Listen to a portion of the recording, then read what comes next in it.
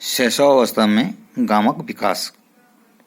जैसे कि हम जानते हैं कि विकास एक जटिल और बहुपक्षीय प्रत्यय है। मानवीय विकास का एक पक्ष गामक विकास या गति विकास, मोटर डेवलपमेंट भी है।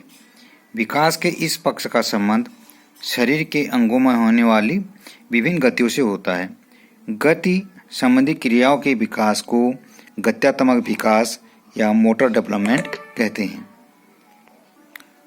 क्रो एवं करो के शब्दों में यदि हम कहें तो नाड़ियों और मांसपेशियों की क्रियाओं के समीकरण द्वारा जो शारीरिक गतिविधियां संबंध हो सकती हैं उन्हें गत्यात्मक क्रियाएं कहते हैं।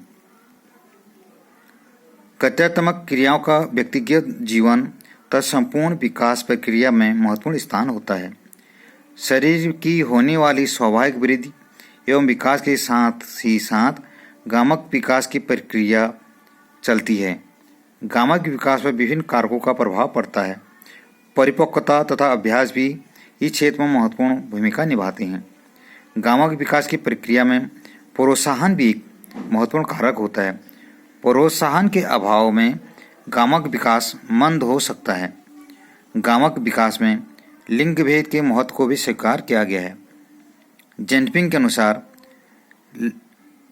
लड़कियां उन क्रियाओं में बाजी मार लेती हैं जिनमें लघुता तथा संक्षिप्तता होती है। लड़के गति तथा शक्ति युक्त क्रियाओं में लड़कियों से आगे रहते हैं। उपयुक्त जो विवरण है उसके द्वारा हम कह सकते हैं कि गामक विकास का एक जो सामान्य परिचय है प्राप्त होता है और गामक विकास के परिणाम स्वरूप व्यक्ति का अपनी मांसपेशियों पर आवश्यक नियंत्रण हो जाता है। हल्लॉक के शब्दों में शरीर की विभिन्न मांसपेशियों पर नियंत्रण का विकास ही गामक विकास है। गामक विकास को जो प्रभावित करने वाले मुख्य कारक हैं वो है स्वास्थ्य, शरीर का आकार, बुद्धि, प्रेरणाएं तथा भय।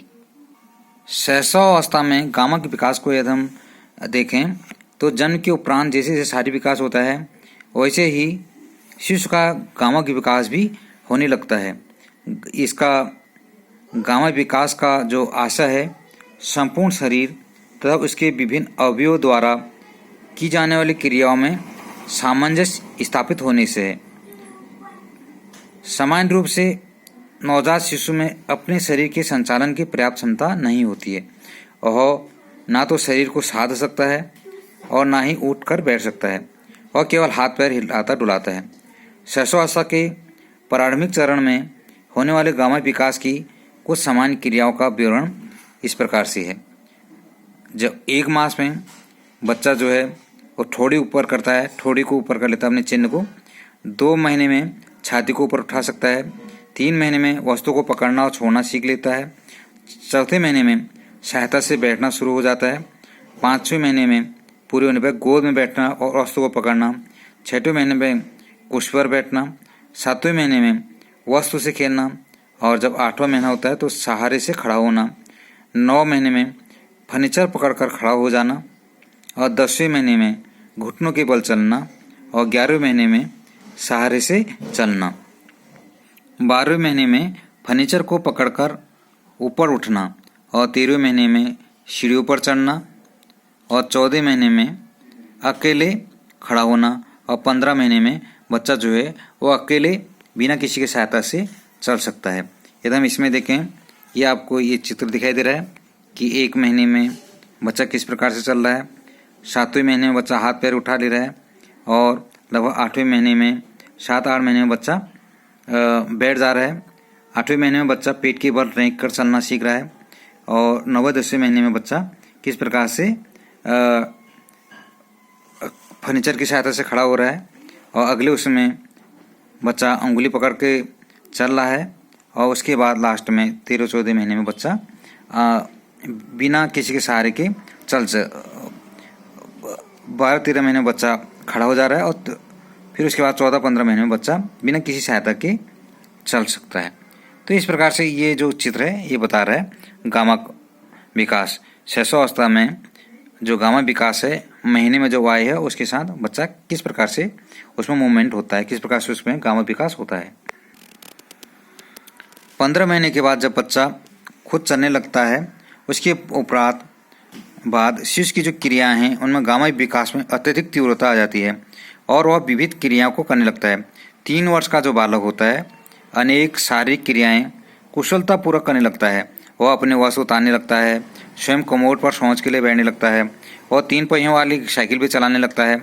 स्कूल जाने पर बालक लिखना भी प्रारंभ कर देता है और पेंसिल भी कुशलता से पकड़ सकता है। पुस्तक के पन्ने पलटना, पुस्तक को यथास्थान रखना आदि भी वह सीख लेता है और बच्चा अपना भोजन भी स्वयं कर सकता है।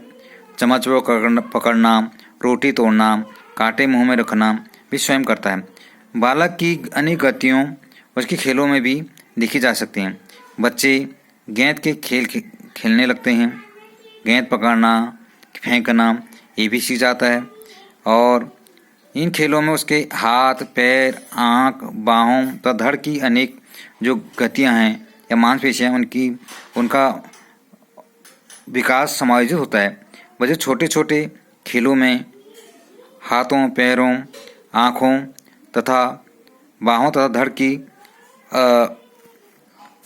बच्चे छोटे छोटे ब्लॉकों से विभिन्न प्रकार के निर्माण भी करने लगते हैं। इससे वे संतुलन को बनाना तथा जोड़ना आदि कर लेते हैं।